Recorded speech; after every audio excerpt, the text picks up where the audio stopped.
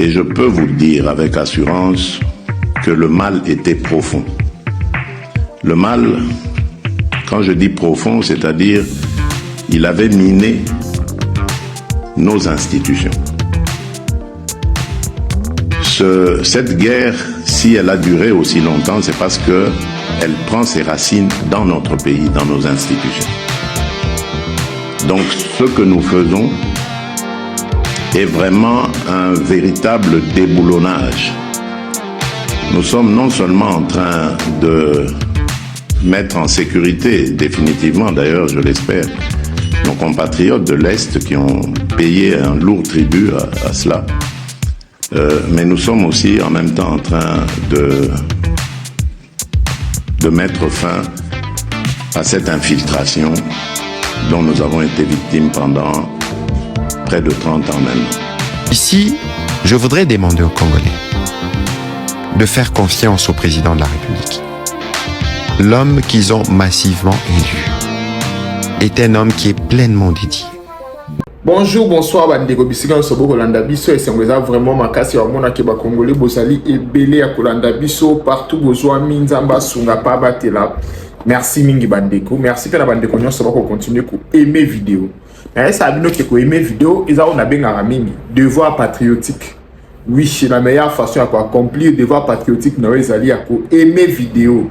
Ya opesa biso vraiment makasi, eza kailo malamu, merci mingi. Merci bien à bandeko nyonso ba ko soutenir biso na ba prière financièrement, merci. Bandeko lelo tokutani le 1er février 2026. Lobby bino nyonso monaki. En saraki émission moko lobby, j'avais parlé il y a loyauté. En mentionnant qui Congo ya ndeko oyo Claude Ibalanki. Ba tebele ba comprendre qui té parce que tangu à sa sortie médiatique, les gens m'ont écrit pour me dire ah au monde nini abakanisa le quoi na sala qui vidéo après avoir koyokai. Non, la vidéo je l'ai fait avant na yokai, avant bimasa la commune point de passe parce que ba rumeur Azaraki nango déjà les informations étaient déjà confirmées par toutes les sources que Azaraki na Goma pour rejoindre AFC M23. Bandeko, pour rappel encore, Claude Ibalanki Azanan. Claude Ibalanki eza bato liboso oyo Félix Antoine Tshisekedi tango azu pouvoir naie na ba première ordonnance naie en tant que président de la République bato ba Claude bato Tshisekedi appelle ça y ba poste na bibo yebe na aza muto liboso azala servi monite lobara muto aza servi Claude Ibalanki azali parmi bato liboso bazala servi na Félix Antoine Tshisekedi tango bato misusu bazala frustré ba loba ah biso tozozwa te ba ordonnance nyonso biso pena tout monde na kate bandeko ba Franck Diom on peut comprendre azeli ba servir yete on peut comprendre mais ba Claude Ibalanki on peut pas comprendre.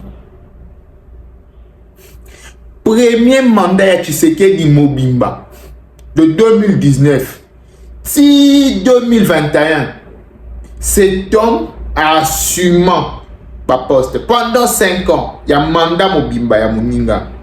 Il a été grâce au Rabina qui est bien payé. Bandeko, tu sais qu'il dit Abandao qui est allé dans la famille, président de la République, à Kenda Kouta allé dans la famille, ba Fandi ba solo la, Baninga.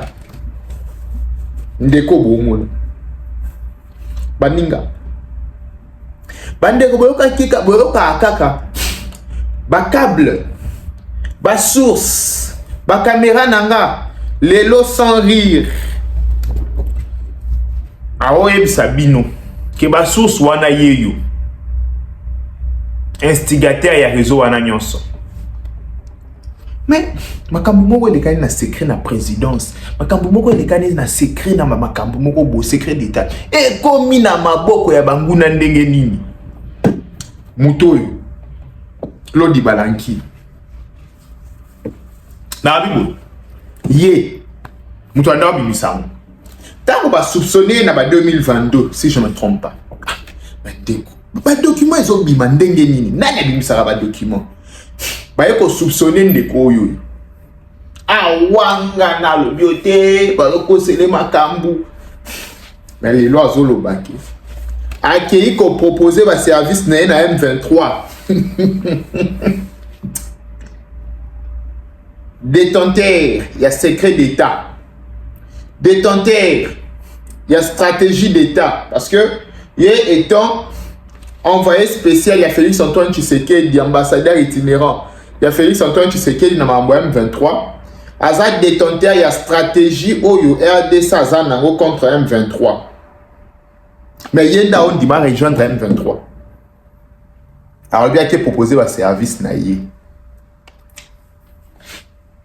bande collègue comme si les a autant à communiquer au moins de nanga ndota lele na ofungole les mis ota là à s'éloigner na communiquer tatamke à s'éloigner te na communiquer Bandeko, je vous ai dit que vous à la l'aise. Et comme il t'a Nzambe. C'est le temps de Dieu. Et comme il t'a Nzambe au sala. Et comme il t'a Nzambe.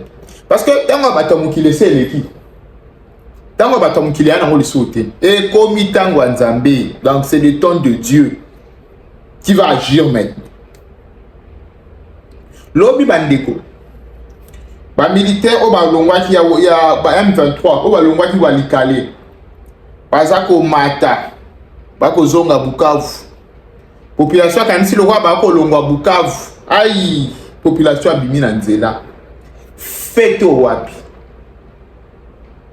donc na yo comprendre que na mitema ya population ils attendent que ça ba prière mon ennemi ba israélite basé la libération. Donc, Moutinho soit causé la Kayango. M23 Kende. Ako Kende Mkoloni Nzambe. C'est ça. Donc, c'est ça compliqué. Bandeko, Ikamususu Oyo. Bakolo Bateke, ça m'a fait froid au dos. Mais Kamusa Kinga. Batuni, Monseigneur Cholet. Question. Pour ba Rwandais ba assumer sur notre chaîne. Achela Kibino ba propos ya ministre affaires étrangères ya Rwanda. Acheli Bino ba propos ya ambassadrice lettre naie. O ba pour reconnaître coordination ya ba opération na M23. Et ça officiel. Abecho la Rwanda ni yango le beza fake news. Alingite ezaka ya solo. La tunique cassée, échanger d'autres nuances. Parce que, vous êtes demandé pour bouillir au lobby, non, et ça va congolais. Mais Rwanda dimi que yom toza na sibabatouana. Abesho la zobo ya kundima. Bolanda ina peut-être pour un sokwanga na kosaka. Ndegeni nano bozali ko juger avec officiel il y a ba autorité rwandaise à travers l'ambassadrice Mathilde Mukatabana et à Rwanda des États-Unis oyo a avoué devant Congrès américain était solo coordination en matière de sécurité et alliés entre Bango et FCM 23. Bon, d'abord, on est allé à Senko avant d'éliter. La Senko, T'es nazolo parce que bozo porter dialogue pour continuer ou pas? Confusion pesant à nanino. Dialogue est d'abord les Kamaba congolais. Dialogue est allé, na toza au senga inclusif awa. Rwanda aux anakatité. Ok, réponse n'a mis après ba veu à Rwanda. Ouais. Avait à Rwanda ya ko accepter collaboration avec M23. Bon, on a simbi parce que comme j'ai dit dans Vandela il y a tellement de choses dans les réseaux sociaux, l'intelligence artificielle, donc c'est difficile d'assumer les choses dont on n'est pas on n'a pas la maîtrise. Non, il a mais à déclaré ce que je sache, officiel, mais à ce que je sache, n'accord à Washington, ils ont une des clauses parlait de ce que nous appelons agression du Rwanda comme mesure défensive na kati accord banan ba signé accord wana. Pardon, l'accord indima qui était agression rwandaise. Dans le bongoté. Dans le parce que d'abord je parle avec beaucoup d'hésitation sur les propos du président Kagame parce que c'est pas président Kagame mais ambassadrice ya Rwanda. Voilà, il y a un azolo baté d'abord ngamo na landa ki angoté, c'est dans les réseaux sociaux alors je suis moi-même déjà victime. Il y a beaucoup de formations dans les réseaux sociaux que c'est imprudent de prendre une position sur des propos que vous ne maîtrisez pas. Mais si je vous fais foi, pas que moi j'ai entendu, si je vous fais foi de ce que je comprends, de ce que vous dites que aurait dit cet ambassadeur-là, pour moi, c'est quelque chose qui n'est pas très différent de quelque chose qui est dans l'accord de Washington qui parle en termes de mesures défensives. J'ai dit si je vous fais foi, donc je réponds avec beaucoup d'hésitation. Ok. Sika okoyoko ebisa na biso. Bolandi.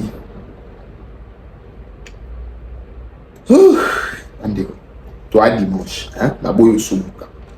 Mais sans rire, tout c'est tout ça avec un est-ce que Mouto boyo qui langage ça? Un homme de Dieu peut parler comme ça. Tout soubuka. Question kaka. Tala mépris à Olobina. Tala niveau ni na obimisa en na misu. Est-ce qu'un homme de Dieu, un prince de l'église comme on les appelle, peut avoir ce posture? Vous voyez un peu? Ça dit tout. Rien à ajouter. Oh, anglophone, no comments. Rien à ajouter. Nzambe. Tokomi na tango Nzambe. Bandeko, dans une révélation. Dans je vous dis qu'il y a une révélation. Nzamba ebi singaki. Bofanda kinya. Et komita mungamo na agi. Et bandeko bomona bomi tout na batu. Raison nini pousser à l'obaboui. Pourquoi ça li boy? Et pour tes Nzambe mto otinda ye. Parce que avec Chole quand il dit que les fake news, na monité grande institution logo la Senko. Vous pensez que ça li ba mon rapport à Makambouana nyo sauté? Bah moi que c'était quelqu'un il y a gouvernement qui m'a bongo un rapport détaillé sa déclaration. Mais comme c'est là-bas, ils vont minimiser parce qu'ils sont en connivence avec eux. C'est simple.